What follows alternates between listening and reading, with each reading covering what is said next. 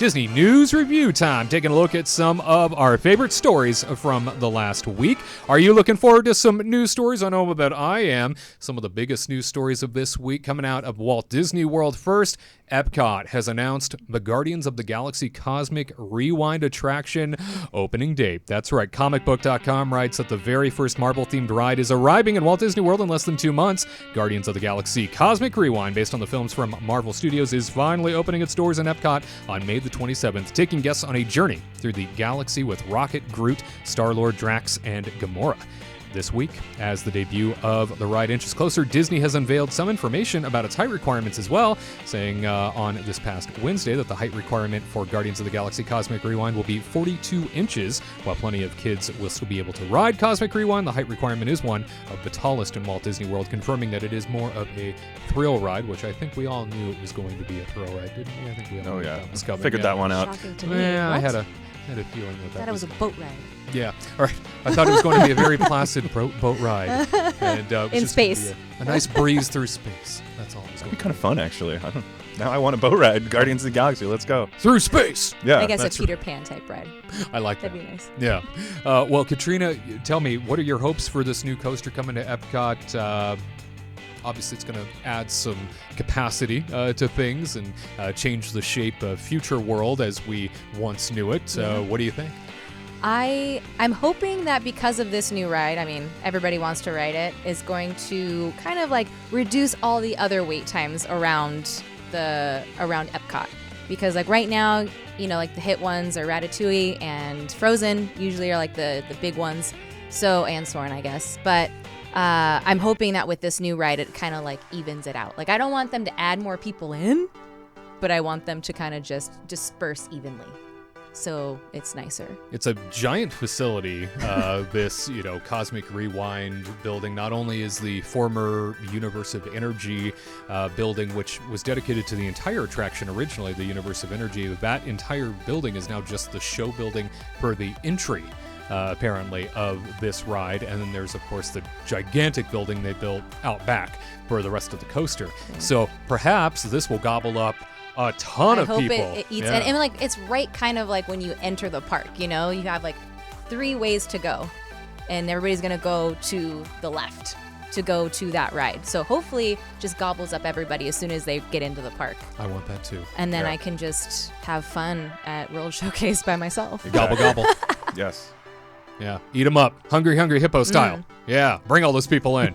Well, and that was something that we had asked our Kingdom Report audience about. Was this something that you were truly excited over? And our specific question was, with the Guardians of the Galaxy Cosmic Rewind coaster now opening on May 27th at EPCOT, which we now know to be official, are you more enticed to plan a Disney World vacation? Here are the poll results. Kind of surprising, I think. 14% of you said, yes, I can't wait to ride. 49% of you said, no, I'll ride it whenever I next visit. And then 37% of you said you have no interest in this new coaster opening. Tyler, any surprises to you there? I mean, it's certainly something where I thought this was going to be a magnetic pull into EPCOT, and I thought a lot of people were waiting for this to open up to plan a trip because it was a big coaster at EPCOT that everybody had been looking forward to.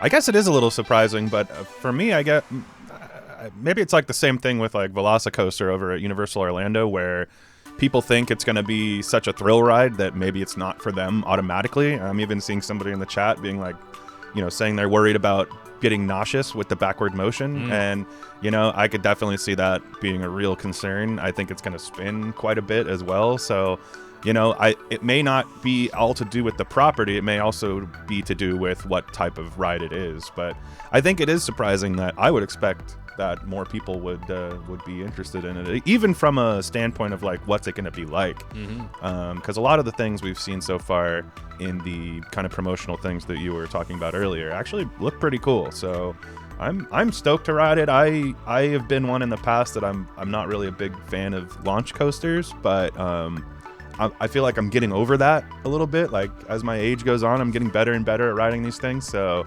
I'm excited for it. It sounds crazy, but I guess it can't be that crazy if it's a backwards launch, right? Yeah. They're not going to break people's necks on this thing, so... They give you a neck brace really quick. They're like, here, we need to put this on the ride. Yeah. Well, usually these launch coasters are so worried about, like, keep your head on the back rest, like, don't don't look to the left, look straight ahead and keep your back against the rest. And it can't be that insane if they're gonna let you do it backwards. So making me nervous. I don't know if I I'm am gonna ride it first kinda and tell nervous me if about I it, could but do it, because I don't think I can. she's probably not gonna ever go on it. Perhaps Honestly. it'll And I be a have to do it on sleeper like hit. an empty stomach. Like I would be the one going into Epcot being like, all right, let's just get this over with, because I'm going to eat after this. But it's going to take me a couple hours to eat after that ride, I'm sure. But I don't want to eat and then go on the ride, because that would be bad. Start with it early in the morning. There you go. I think so. First thing. Yeah. What a rush. What a rush to start with. Moving along here, Walt Disney World earlier this week also announced a little something when it comes to plans for new affordable housing that will be brought into the Central Florida area near Walt Disney World. Click Orlando reports that Walt Disney World's planning to bring over 1,300 units to Central Florida with a new affordable housing development near its theme parks. The 80-acre development is being planned in southwest Orange County, the company said this past Wednesday in a news release, saying, quote, "This initiative has been in the works for quite some time and builds on the Walt Disney Company's long legacy of bringing positive, lasting change to the communities it calls home, making an important difference locally to address one of the nation's greatest challenges," Disney said in the release. Bringing affordable housing to Central Florida, especially in a real estate boom right now. Florida is being inundated with people moving to it, and as I understand it, there's a line going out of the state of people trying to find places to live in Florida because they've basically run out at this point. And when it comes to affordable housing, there is no specifics when they mention exactly how affordable is affordable. There is no price tag yet. I can imagine something like this probably being close to $2,000 a month, which, is that really affordable or not? But that's just me speculating. Who knows? Tyler, Disney obviously drumming up a little bit of goodwill with a plan like this. What do you make of the timing of the announcement? I mean, it's tough to say. I just feel like they've been for so long well known for the people who are like, the company is expensive. Like anything you want to do there is very expensive. They are not known for being cheap in any way. And not only are they trying to drum up goodwill, like you said, but I also just feel that they're trying to, how can I say it? Like, they're trying to come off like they're helping people. Like they really want to make it seem like, oh, we care about everybody. When, to be honest with you, it's like when they have people living close to them, and it's going to be a lot of cast members, I think, is really what their goal is. I think not only is Disney now all the money that they're paying their cast members for paychecks is going directly back into their pocket. And these people also are going to be living close to the theme parks, so they hope that it's just going to drum up their business overall. But as you were saying, I think, $2,000 is probably a pretty decent, guess, and that's not going to be that affordable for a lot of the people. I think that they're going to want to come in there, but it's very interesting they're doing this.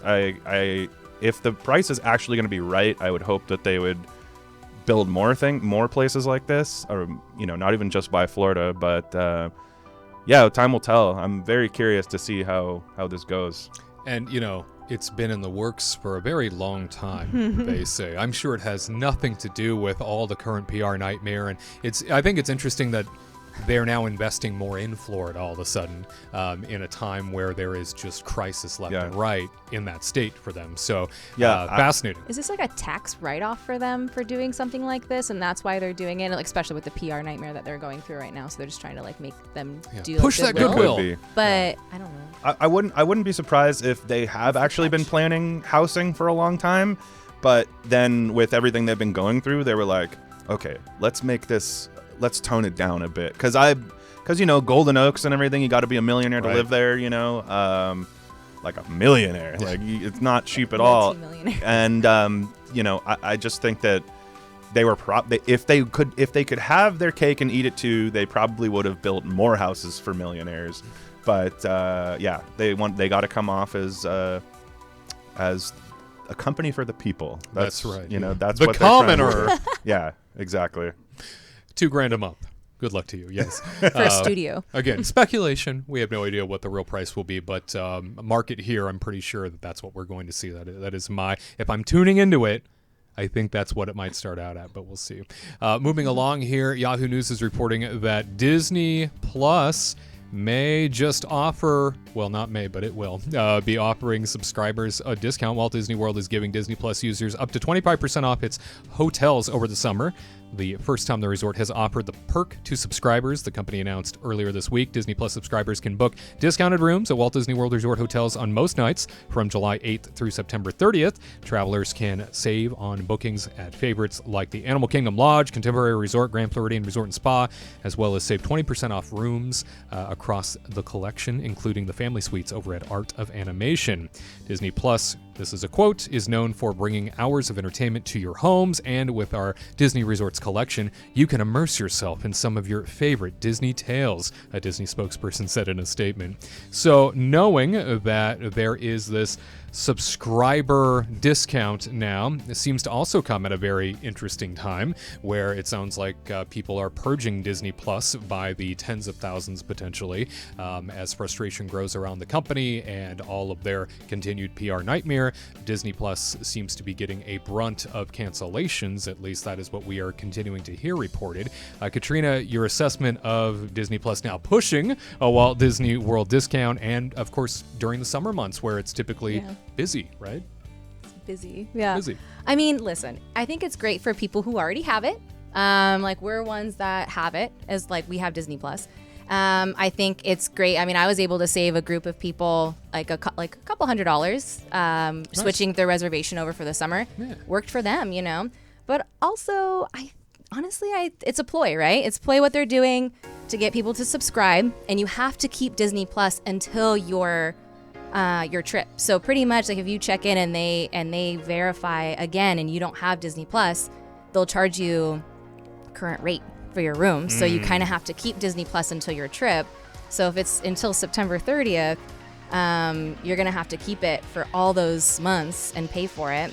And then they're doing this because obviously they can't really do annual passes right now, like an annual pass discount, because they don't offer annual passes just for like Florida residents. So they gotta have to do something to boost sales. And also, I'm gonna say it. Say it. Preach. Commercials are coming, people. Oh. I am so mad. So anyway, but commercials are coming.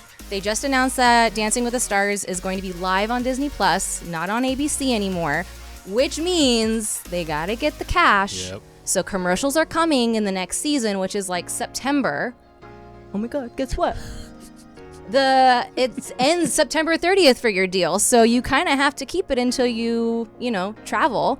And then after that, I think everybody's going to purge it again or you have to upgrade to get no commercials. So I think it's just kind of like a tricky ploy to keep people and boost the sales of Disney Plus. And then they're going to put in commercials starting like probably September. Don't quote me on this, but if it happens in September, you can quote me.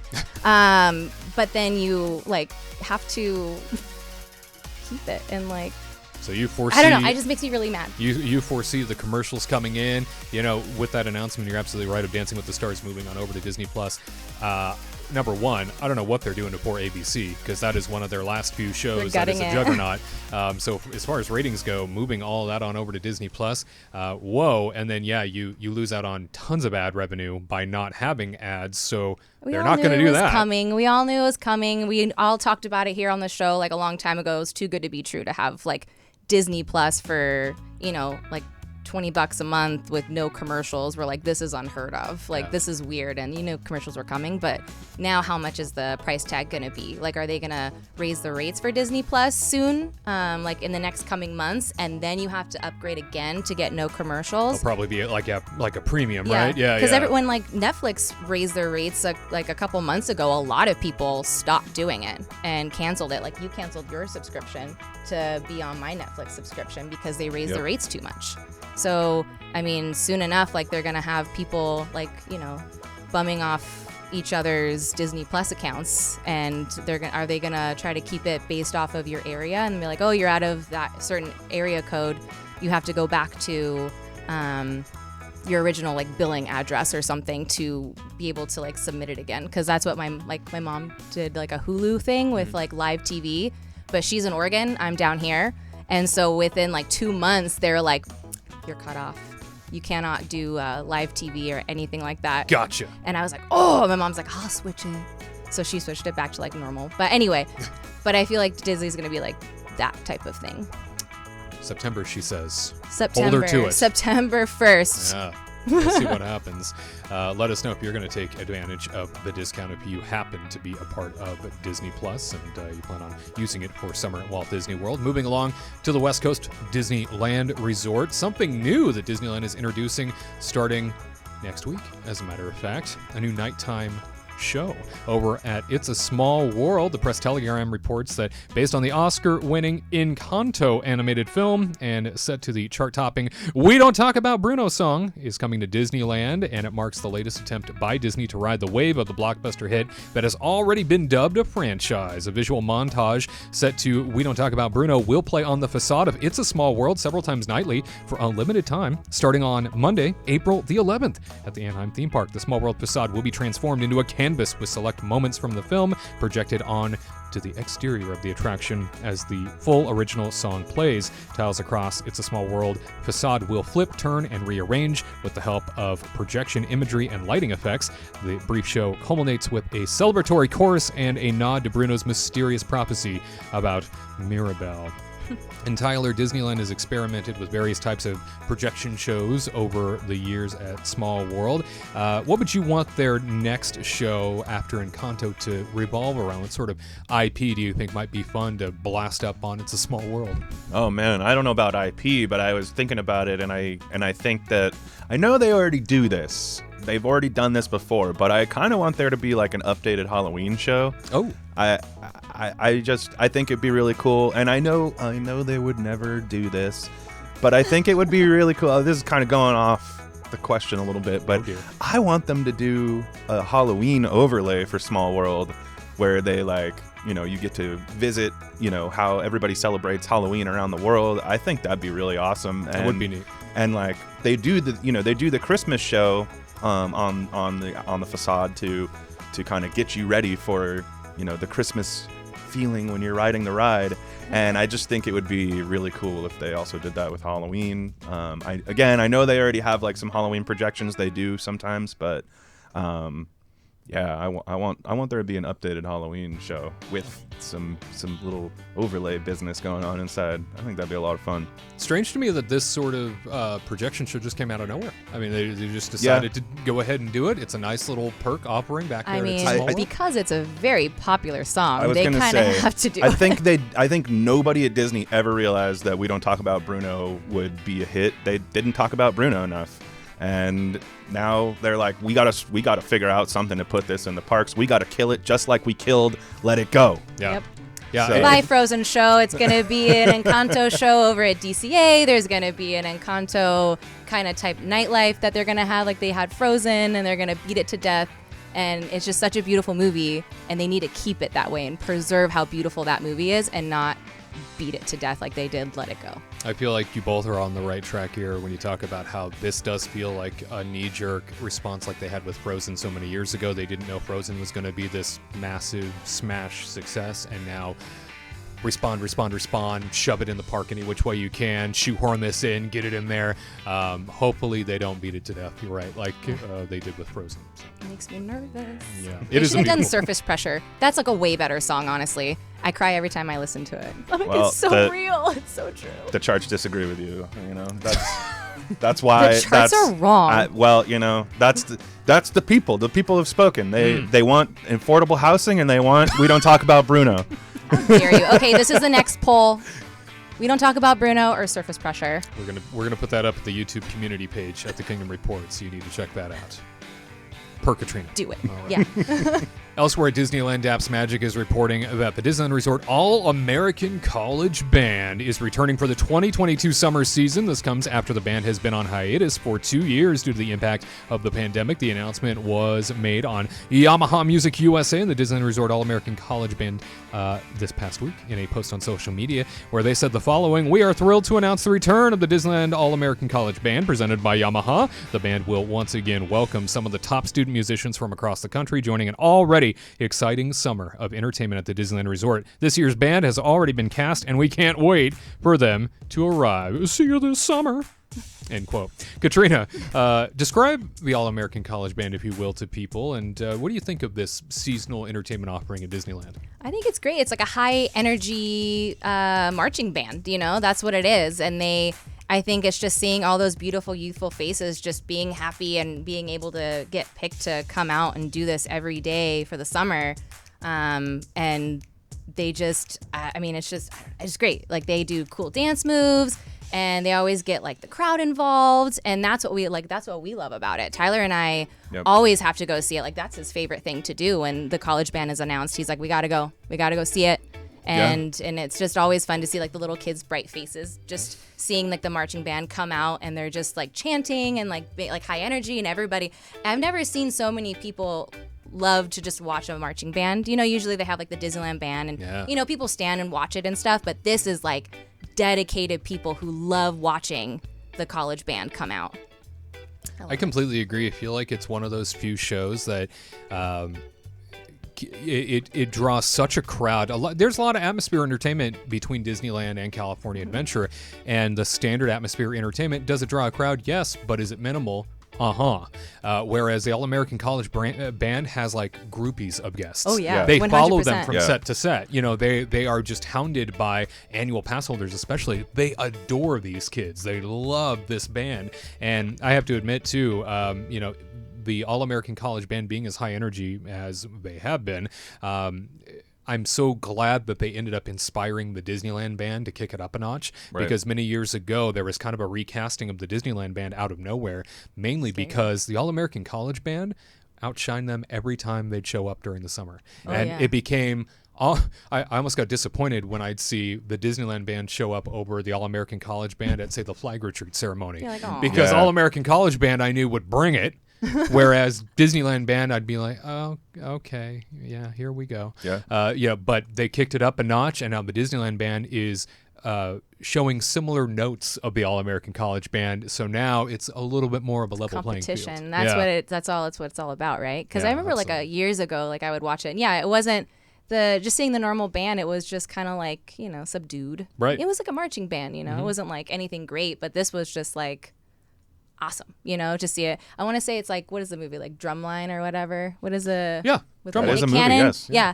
It's kind of like that, it's like high energy stuff, and they do like a lot of great things, and I adore it. And they're college kids having the time of their life in an experience they'll never forget. I've always thought it would be amazing to have, they'll never do it for the sake of college kids being college kids, I think, but I always thought it would be amazing to have the summer of an All-American College program filmed and have it real world style.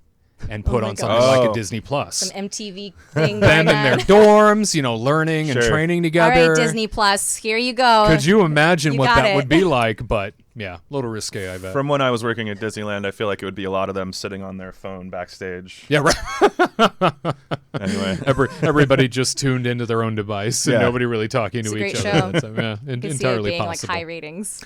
Hey, let's not even talk about, I'm sure that there are some libations that are passed around in the dorms at All-American College Band. They are college kids, after all, having a great time during the summer. So, at any rate, you let us know. Is that a type of show you would want to see? And, hey, Encanto, the projection show coming to It's a Small World. What else would you like to see sort of blasted up on It's a Small World? I think for me, come summertime, especially 4th of July, I would like to see Sam Eagle and the Muppets do some sort of 4th of July show on It's a Small World, but...